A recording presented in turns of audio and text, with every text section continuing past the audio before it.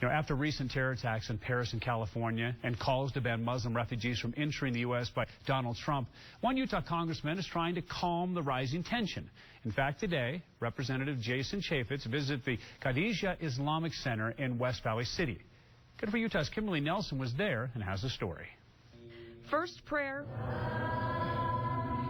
then conversation. I think we should seek a higher ground and seek an opportunity to understand each other and do so from a place of love and tolerance and understanding. Congressman Jason Chaffetz asked to visit the KTVX Islamic Center in West Valley with the hope of mutual understanding, but to also ease fears that not all of Washington agrees with Donald Trump. To start suggesting that an entire class of people, an entire religion, should be banned from anything is terribly irresponsible.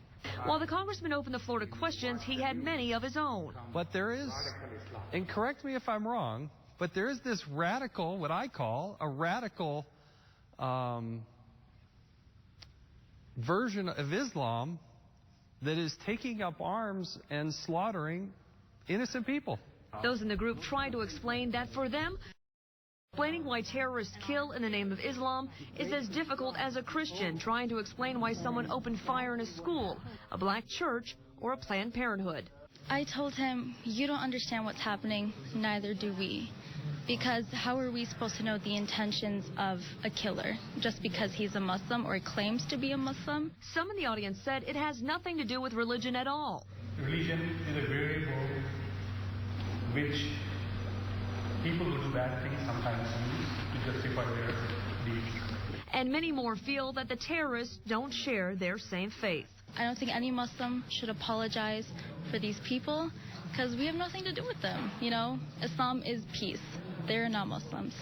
And I had a very interesting conversation with a woman who would ask the congressman and the media that were present and help in changing the vernacular by stop calling the terrorists ISIS or the Islamic State.